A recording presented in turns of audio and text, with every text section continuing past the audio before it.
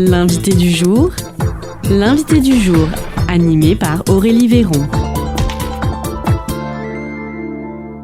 L'invité du jour sur Espoir FM aujourd'hui, c'est Sabrina Zaccagnini. Bonjour.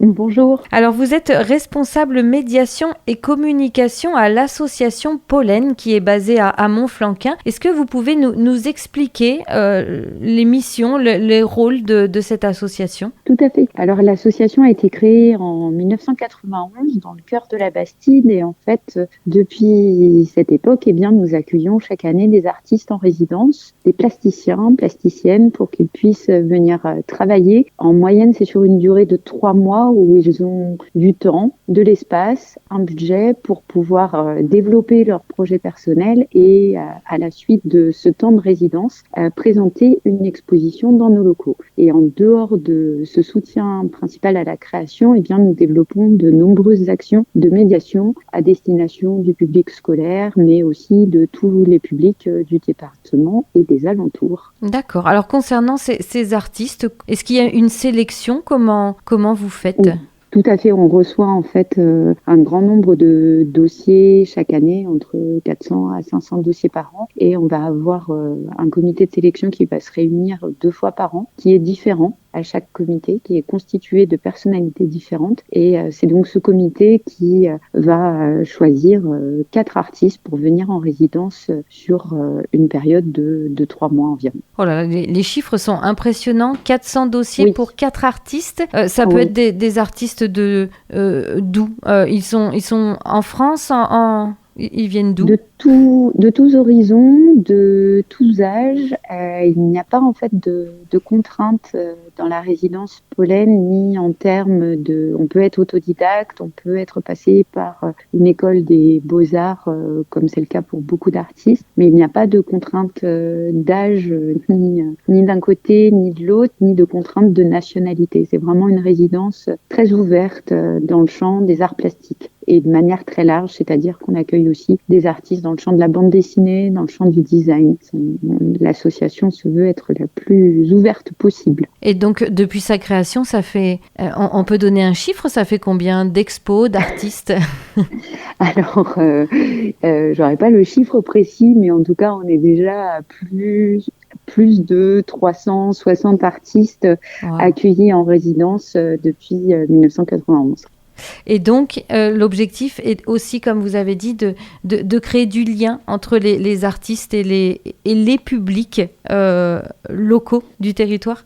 Tout à fait, que ce soit avec les artistes ou que ce soit aussi avec des œuvres. Donc là, plus précisément, on va parler de ce qui va être proposé samedi. Et en fait, là, c'est un projet très particulier qu'on développe grâce aux Arts au Mur, donc une artothèque qui est située à Pessac et qui travaille donc en collaboration avec nous, puis en collaboration avec le musée. Et là, c'est à partir d'œuvres que l'on cherche à rendre accessible en fait la création contemporaine. D'accord, donc vous proposez aux enfants, par exemple, d'après une œuvre, de créer eux-mêmes, c'est ça ? Alors, non, plus précisément, en fait, dans ce cadre-là, on est devenu artothèque relais pour le Lot-et-Garonne. Et donc, on propose, en fait, aux habitants de pouvoir accueillir une œuvre qui appartient à la collection de l'artothèque des Arts au Mur à Pessac chez eux sur une durée de 3 mois. Mais on a développé aussi ce projet avec des partenariats avec des structures extérieures telles que le musée des Bastides à Montflanquin. D'accord. Ah, ça y est, j'ai compris. C'est magnifique.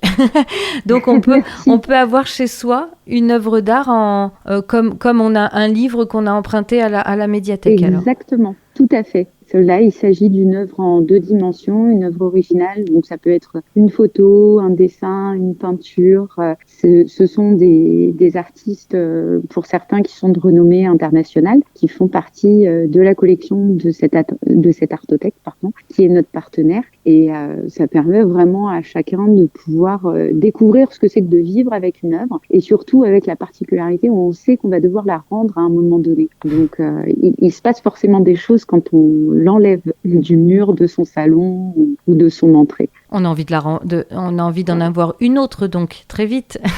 Exactement.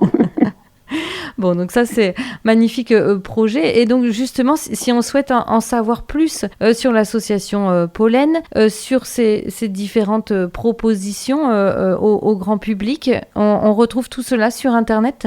Tout à fait. On a un site www.pollen-montflanquin.com et puis aussi on répond par téléphone. On est ouvert sur notre lieu d'exposition du lundi au vendredi de 9h à midi et de 14h à 17h. Donc c'est avec grand plaisir qu'on peut répondre à toutes les questions qui sont posées. L'association Pollen est aussi donc en lien avec son territoire. Vous nouez des partenariats avec d'autres structures tout au long de l'année? Tout à fait. Alors, on travaille avec un grand nombre d'établissements scolaires. On travaille aussi régulièrement avec d'autres structures. On a fait un très beau projet de résidence de territoire avec le musée Albert Marzel à Marmande, où cela nous a permis d'accueillir Maureen Larcher en résidence et de sortir une petite bande dessinée à la suite de ce projet. Et là, donc, plus récemment, on se lance dans un partenariat avec le musée des Bastides de Montflanquin pour mettre en fait à l'honneur à la fois des artistes contemporains, mais aussi de s'interroger sur des thématiques très précises que le musée développe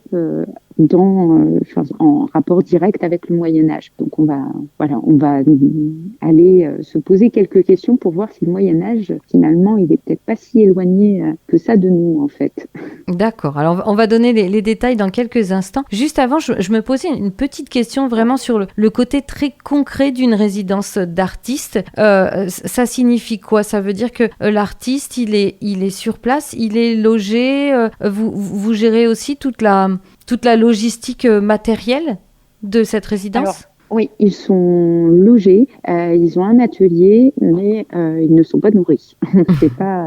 On ne va pas jusqu'à la restauration. Et puis aussi, c'est important parce qu'en fait, leur vie sur place participe à l'économie locale. Oui. Ça leur permet d'aller sur le marché, de découvrir. Certains, en fait, ne sont pas véhiculés, par exemple, donc vont passer vraiment 3 mois à vivre pleinement sur le territoire montflankinois. Ce sont des éléments qui font partie, en fait, de la résidence. Ça me permet vraiment à un ou une artiste de développer sa pratique en lien avec un territoire, avec les rencontres qu'il ou elle va faire. Et précisément, en fait, ce type de programme s'adresse à des artistes qui ont une certaine porosité, en fait, où on sent dès le départ dans leur création, dans leur approche, dans leur rapport au monde, qu'il y a une véritable envie d'aller à la rencontre de l'autre, mais je dis l'autre, mais c'est pas forcément l'autre en tant qu'individu, ça peut être aussi les paysages qui nous entourent, ça peut être la faune, la flore, enfin, c'est quelque chose de très très large, mais où il y a toujours cette rencontre qui s'opère entre la pratique de l'artiste et le territoire sur lequel il est accueilli, donc là en l'occurrence Montflanquin. D'accord. Magnifique Montflanquin.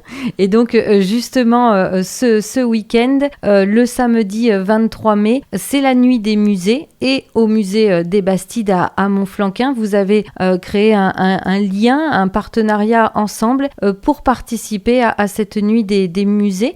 Comment c'est fait justement le travail avec le musée des Bastides ? Mais en fait, c'est une partie de ce souhait à Pollen, donc, qui est très récent, qui date du mois de mars, en fait, 2026, de devenir relais Artothèque et donc de permettre, comme je le disais tout à l'heure, à la fois aux habitants, habitantes d'accueillir des œuvres chez eux, mais de permettre aussi à d'autres structures. Par exemple, la MJC de Montflanquin accueille une œuvre de l'Artothèque dans ses locaux.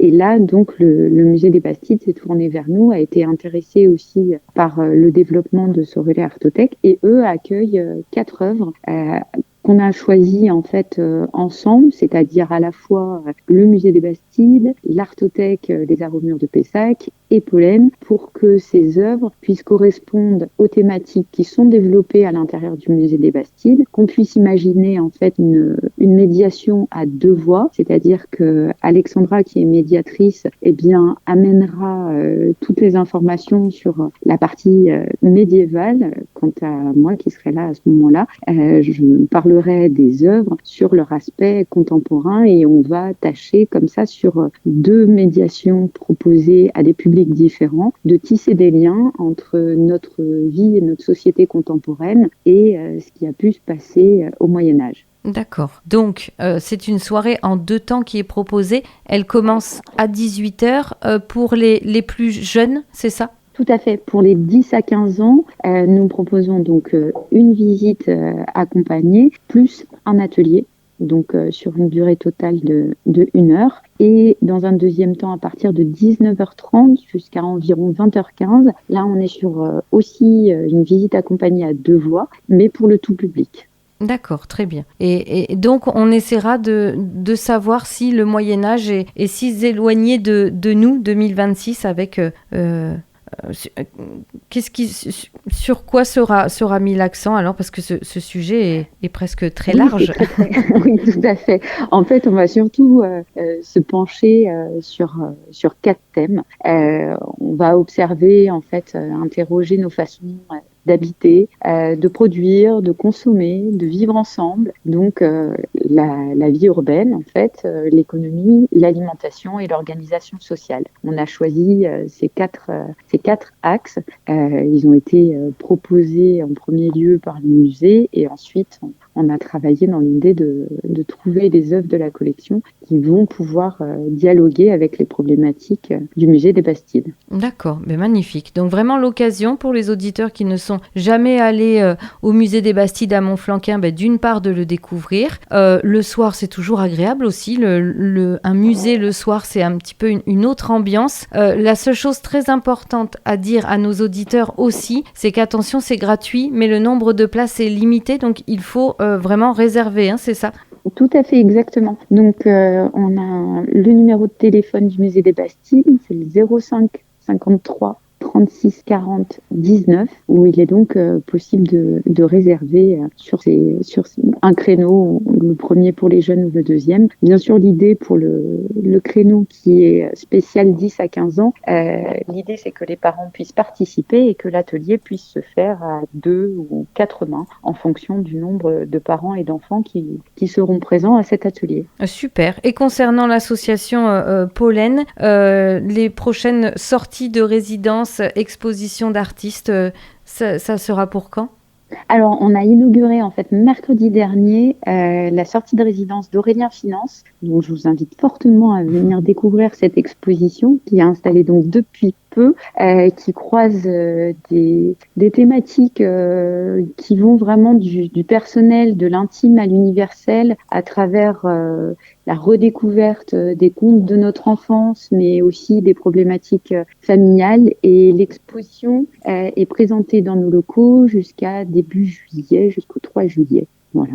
D'accord. Et puis, on retrouve aussi toutes les informations sur le site internet de l'association Pollen. Alors, il me semble c'est new.pollen-montflanquin.com, c'est ça ? Oui, mais le pollen-montflanquin.com fonctionne très bien. Et Parfait. Dans la partie actualité, il y a l'exposition actuelle qui est présentée. Après, on est aussi présent sur les réseaux sociaux, sur Instagram ou Facebook. Donc, faut pas hésiter. On met à jour régulièrement toutes nos informations et les différents événements que l'on crée sur l'année. Eh bien, en tout cas, merci beaucoup Sabrina Zaccanini. Je le rappelle à nos auditeurs, vous êtes responsable médiation et communication à l'association Pollen. Et puis, on donne rendez-vous justement aux auditeurs du côté de Montflanquin ce week-end, le samedi 23 mai, pour la nuit des musées au musée des Bastides de Montflanquin. Et on pourra ainsi découvrir toutes ces animations que vous avez travaillées avec le musée. Merci à vous en tout cas. Merci à vous dans votre relais.